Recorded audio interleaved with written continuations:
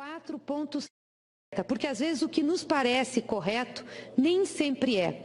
Por que nós temos a austeridade hoje como uma bandeira? Por que nós temos que economizar, cortar, por exemplo, recursos da Previdência, da saúde, da educação, gastar menos em programas sociais?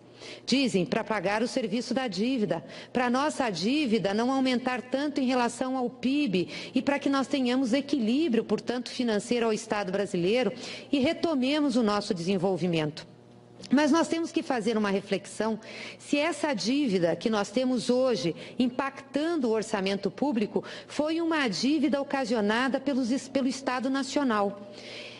É duvidoso isso. Primeiro porque não foi um endividamento para financiamento do setor público em termos de programas e em termos de desenvolvimento, mas efetivamente para financiar os próprios juros da dívida. Em 2012, senador Cristóvão, nós tínhamos um comprometimento do nosso produto interno bruto, o nosso PIB, com juros de 4,7%. Esse ano, o nosso comprometimento com juros será de 9%. Nosso gasto com juros é de 500 bilhões de reais. Hoje, todo o funcionalismo ativo e inativo, que é a maior despesa nossa, antes de saúde, educação, dos vinculados, é de 250 bilhões, 260 bilhões. É metade do que nós gastamos com a dívida. Isso não é uma dívida feita pelo Estado Nacional. Muito dessa dívida é da especulação financeira, da venda de títulos no mercado financeiro, da quebra do sistema financeiro americano e que os Estados nacionais, não só o Brasil, mas os Estados europeus tiveram que pagar a conta. Porque esses títulos fajutos que foram vendidos na época da crise americana e que quebraram bancos lá, eram títulos comprados principalmente pelos fundos de pensão de vários países. Então, como que se deixaria quebrar? Entram os estados nacionais se endividando para fazer frente a esse processo. E depois fazendo o discurso de austeridade para que a gente possa reduzir nossos gastos sociais e pagar serviço da dívida. E isso parece encantador, porque aí você só pode gastar o que você arrecada, exceto o gasto com juros. Por que não tem nessa PEC, por exemplo, um limitador para a despesa financeira? Nós não temos. Nós temos desde a Constituição de 88 um limite de juros de 12%. Não tem um movimento para que a gente tenha um limite, por exemplo, de taxa Selic. O que justifica o Brasil ter hoje 14,25% de taxa Selic? Eu penso, senador Cristóvão, que a desgraça da presidenta Dilma, em termos políticos, começou quando ela fez um enfrentamento ao mercado financeiro. Quando ela teve coragem, eu estava na Casa Civil, acompanhei isso, quando ela teve coragem de trazer a taxa de juros para um dígito, coisa que nunca tinha acontecido no Brasil. E nós tivemos uma taxa de juros de 7,25%. Isso fez com que os nossos juros fossem 4,7% do PIB. E fizemos isso para ajudar o setor produtivo brasileiro.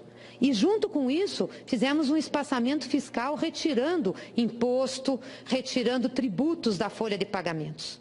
Mas acho que ou não fomos bem compreendidos ou uma parte do sistema produtivo apostava no sistema financeiro para ter o seu retorno. Porque o que aconteceu é que toda a sociedade se incomodou com a redução de taxas de juros. E nós começamos a ter uma ação internacional contra o Brasil, veio de fora para dentro em relação a isso, e aqui nós não conseguimos defender essa política. Por isso que hoje nós temos 9% do produto interno bruto gastos com juros nesse país. Por isso que hoje a gente tem que fazer austeridade. Por isso que hoje vem uma PEC para esse Congresso que está limitando a inflação, todas as despesas orçamentárias. Para a educação brasileira, isso vai ser uma tragédia, porque a conquista de 18% das nossas receitas correntes líquidas com a Constituição de 88 vai por água abaixo, nós não vamos conseguir sustentar. E tenho certeza que os avanços que nós tivemos nos últimos anos, que podem não ter sido aqueles que nós gostaríamos que fossem, mas nós tivemos, esses nós não vamos conseguir sustentar. Eu concedo uma parte a Vossa Excelência. Senadora, eu fui provocado a fazer uma parte quando a senhora usou a palavra alerta, porque eu fiz tantas alertas aqui e que não me deram a menor atenção.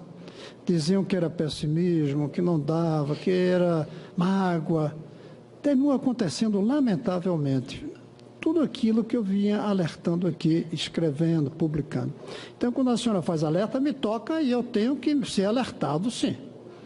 Pode ser que eu esteja errado. Vamos falar da austeridade. Eu defendo a austeridade porque o nosso dicionário, é pobre, e não tem uma palavra para dizer o contrário do desperdício. Nós temos desperdício e austeridade. Devia ter uma coisa no meio. O que é lamentável, não leva a bom destino, é desperdício. Desperdício como, por exemplo, subsídios exagerados para a venda de carro, Copa, Olimpíadas, uma quantidade de projetos faraônicos que terminam não sendo concluídos. Isso chama-se desperdício. Certos aumentos, inclusive, de salários, como, por exemplo, nosso aqui, se a gente der salário a nós, isso é desperdício hoje. Estou falando para os senadores. Isso é desperdício. Uma sociedade precisa de não fazer desperdício. A palavra é austeridade. Nada é mais sólido a longo prazo do que uma austeridade no presente. Porque o desperdício no presente leva a desastres no futuro. Ao mesmo tempo, é a questão da velocidade como a gente quer fazer as coisas. Se uma pessoa está no 10º andar, o elevador quebra, a maneira mais rápida é saltar pela janela. Mas não é recomendável. Saltar pela janela do 10º andar é rápido, mas o destino é bom. É isso que a gente tentou algumas vezes na economia brasileira, o salto do 10º andar. Eu, sinceramente, com todo respeito, critico o próprio Juscelino Kubitschek com a ideia de 50 anos em 5. É impossível uma economia crescer 50 anos em 5 sem dívida, sem inflação, sem vícios, sem quebra do equilíbrio ecológico, e é o que terminou acontecendo no Brasil. Se a gente tivesse investido com mais cuidado, por exemplo, em educação, lá nos anos 50, a taxa de crescimento seria menor, mas o Brasil seria mais sólido hoje. Como os economistas gostam de dizer, mais robusto. Agora a dívida e os juros. Eu acho que juro devia ser 0, mas não é possível. Se a gente baixa os juros, diminui a poupança das pessoas, porque a gente poupa para ter juros. Eu não falo o juro que o banco cobra, eu falo o juro que a gente recebe, mas naquela gente poupança, está todo mundo tirando dinheiro. Que é muito menor do que o que o banco cobra. Porque é muito pequeno o juro. Pois é. Mas se aumentar o juro da queda de poupança que a gente põe, os bancos vão aumentar. Outra coisa, e longe de mim defender banco, eu acho que banco é um desastre, mas a gente precisa dele na economia. Porque quantas pessoas podem comprar o que precisam sem recorrer ao banco? Eu não consigo comprar, quando precisei comprar meu apartamento, sem recorrer a um banco, no caso a Caixa Econômica. Mesmo carro, mesmo quem não compra carro zero, eu não compro, raramente pode comprar sem financiamento. Agora, quando a gente compra um carro no banco, senador Paim, eu recomendo que pague, porque se não pagar, tomam. Um país é mais ou menos parecido no mundo global. Se a gente não paga essa dívida maldita que nós contraímos, porque banco raramente impõe você se endividar. É você que vai no banco pedir a dívida. É uma coisa engraçada. Quando alguém vai a um banco, senador Egolf, pede um financiamento e o banco não dá, a gente fica com raiva, porque o banco não deu. Quando a gente depois vai ter que pagar, a gente fica com raiva, porque está tendo de pagar. Se alguém compra um carro, eu recomendo que pague ao banco, porque senão tomam. Um país, não vão tomar a Amazônia, mas um país, os bancos, se a gente não paga, eles mandam o dinheiro embora. Os que têm dinheiro preferem investir no exterior. A taxa de juros, em parte, é para atrair capital de um país que precisa de capital de fora e que precisa de poupança, e nós não poupamos os brasileiros. O Brasil, e acho que esse foi um erro do governo Dilma, e isso foi positivo do ponto de vista de não deixar que aqui chegasse a crise, mas em compensação acho que foi negativo o incentivo ao consumo. Havia um incentivo, compre, compre, compre, compre, compre, na cabeça das pessoas. Compre, compre, compre, compre. É o mesmo que dizer, se endivide, se endivide, se endivide, se endivide. E dizer se endivide, se endivide, se endivide, é o mesmo que dizer aumente o juro, aumente o juro, aumente os juros. A solução para a taxa de juros alta não pode ser um decreto. E a presidente Dilma, quando ela voltou atrás da taxa de juros que ela baixou, não foi porque ela quis, é porque a realidade exigiu. É como qualquer mercadoria, quando falta feijão, o preço sobe. A mesma coisa acontece com a mercadoria de dinheiro. Quando falta, o juro sobe, que é o preço que a gente paga pelo capital. 13 anos de governo progressista, de esquerda, a taxa de juros não caiu. Não foi por maldade do presidente Lula, nem da presidente Dilma, é porque a realidade não permitiu. E ela tentou, que os outros não tentaram. E ela tentou, não só trouxe problemas da inflação, trouxe. As pessoas dizem, não, mas a inflação não é de demanda. Quando baixou o juro, a inflação veio.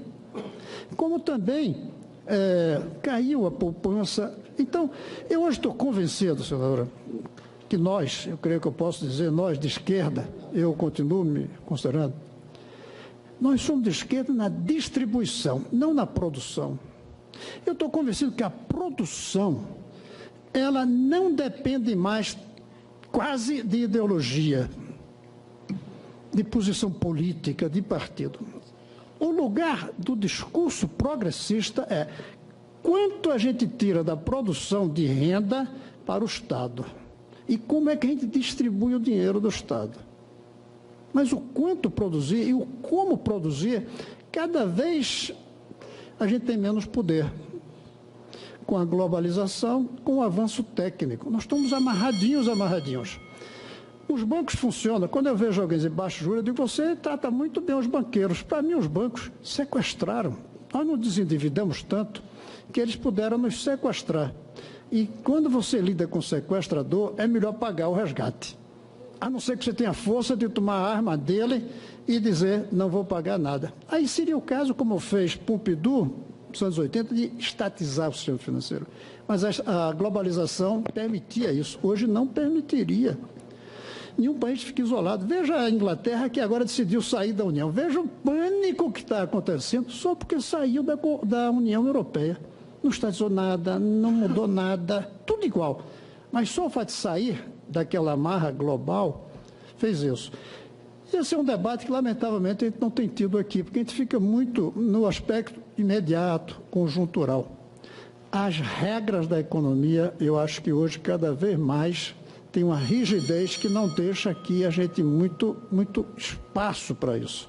É técnico, é basicamente técnico. Agora, quanto a gente pega dessa produção e leva para o governo, e quem é que recebe, isso é que é o bom lugar do debate.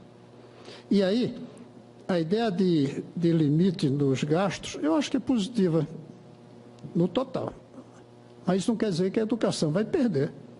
A educação vai perder se nós formos frouxos aqui, fracos aqui, não tivermos força para tirar de outro lugar para a educação, para a saúde, para onde for.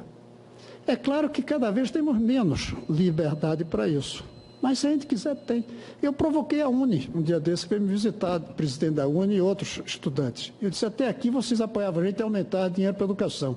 Agora eu quero que apoie para aumentar para a educação e apoie de onde eu vou propor tirar esse dinheiro. Que vou trazer propostas de onde tirar.